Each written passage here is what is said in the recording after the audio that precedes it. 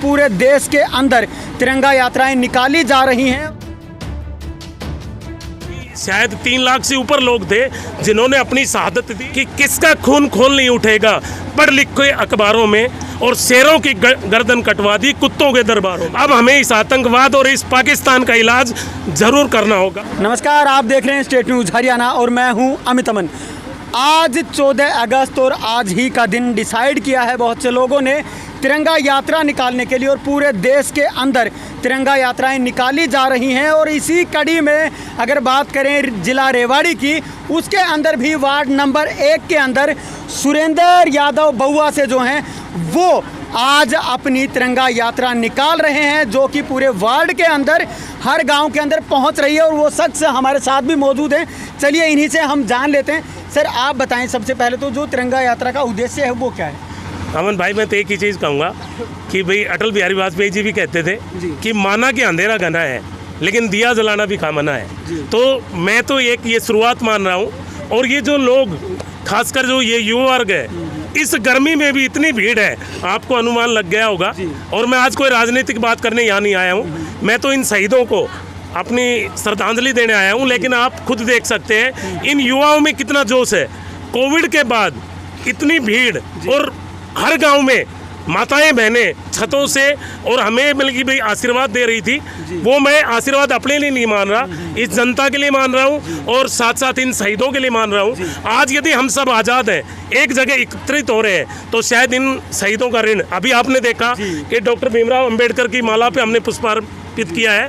और हर गाँव में जो भी अमर शहीद हैं हमारे, आज़ादी के बाद या आज़ादी के पहले, वैसे लिखित में तो हमें कुछ ही बताए गए शहीद, लेकिन भाई शायद 3 लाख से ऊपर लोग थे जिन्होंने अपनी शहादत दी, जब जाके हमें आज़ादी मिली। अच्छा, कहाँ से आपने शुरुआत की और कहाँ पे अब समापन करें? ये हमारा जो बउआ गांव में, वैसे तो मैं इन 15 गांव को अपना गांव मानता हूँ, लेकिन मेरा जो गांव बउआ है, पैतृक गांव जहाँ मैं पैदा हुआ हूँ, वहाँ से दादा पूर्णमाल वाले मंदिर से हमने इस यात्रा की शुरुआत की थी।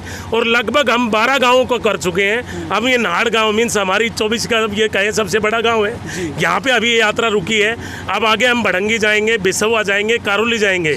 उसके बाद कारोली में एक गौशाला है, वहाँ भी भाई इन बच्चों का अनुरोध है। और मैं उन गौशाला वाले बच्चों को भी बहुत बहुत धन्यवाद देता हूँ कि बार बार जब भी मैं उनको बुलाता हूँ वो आते हैं। और ये शहीद मेरे नहीं है, मैंने तो सभी जो प्रत्याशी हमारे 9 या 10 उन भाइयों को भी बोला था कि आप आ जाएं।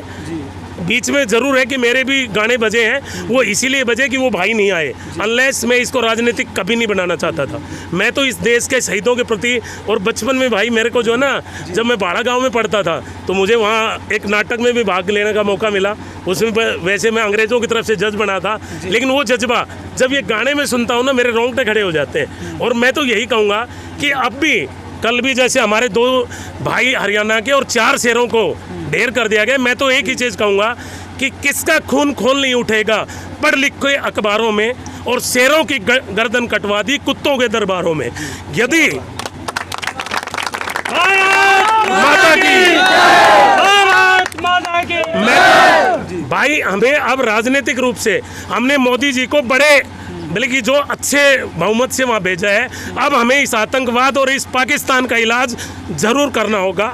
वैसे तो आज कुरुक्षेत्र में अपनी हरियाणा सरकार भी विभाजन विभिक्षिका के नाम से एक आयोजन कर रही है। वो दर्द 1947 वाला शायद मैं तो नहीं देख पाया, लेकिन मेरे जो बुजुर्ग मेरे साथ हैं उन्होंने देखा है किस तरीके से मार काट की थी। तो इस पाकिस्तान का, चाइना का हमें कुछ सुदृढ़ इलाज करना होगा। और मैं तो यही कहता हूँ, यदि 2-4 कुत्तों को संसद में हमने टाका होता तो आज हमारे शेरों के गर्दन कभी नहीं कटती। जी बिल्कुल बिल्कुल। सर, ये बताएं कि हर गांव में आप पहुंच रहे हैं तो कितना समर्थन मिल रहा है? गांव में बुजुर्ग, माताएं, बहनें, मैं बताया ना, छतों से, और गर्मी का माहौल था। और भाई मैंने किसी को इन्फॉर्म नहीं किया था, मेरे जो व्हाट्सएप ग्रुप है या मेरे गांव का जो ग्रुप है मैंने उसमें ही छोड़ा था।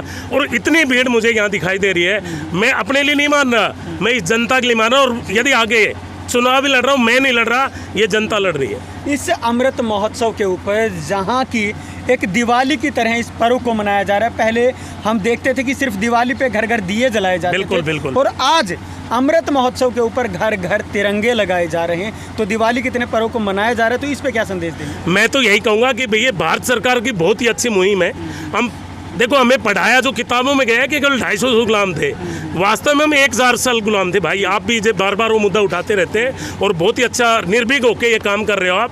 1000 साल गुलामी के बाद अब 75 साल के हम हुए हैं, मतलब आज़ादी के बाद। अब हमारा अमृत महोत्सव शुरू होगा, मीन्स अब हमें डेवलपमेंट होगा। और मैं जो कॉमनवेल्थ गेम्स हुए हैं उनमें हमारी जनसंख्या तो हरियाणा पूरे भारत में 4% है, और लेकिन मेडल हमारे 40% आए हैं। मैं उन सभी खिलाड़ी भाइयों को भी धन्यवाद और साधुवाद चाहता हूँ, और मैं चाहता हूँ वो सारे लोग उनके लिए एक बार तालियां ज़रूर बजाएं। सर बहुत बहुत धन्यवाद। थैंक यू अमन भाई, और आप बार बार भाई हमारा इंटरव्यू वगैरह लेते हैं, आप भी इस सफलता के एक पात्र हैं। धन्यवाद। जय हिंद, जय भारत। तो आप देख सकते हैं यहाँ पे भीड़ उमड़ी है, और ये भीड़ आज तिरंगा यात्रा के अंदर रही है। और यहाँ पे पीछे हमारे आप भीमराव अंबेडकर को देख पा रहे हैं, जहाँ पे कि इनको फूल मालाएं पहना करके यहाँ तिरंगा यात्रा के अंदर ही सुरेंद्र बउआ पहुँचे थे। और अब आगे वो यात्रा है वो जाने वाली है, लेकिन पूरे देश के अंदर आज तिरंगा यात्रा निकाली जा रही है और उसको आप जगह जगह देख भी पा रहे हैं। नमस्कार, धन्यवाद, जय हिंद, जय भारत।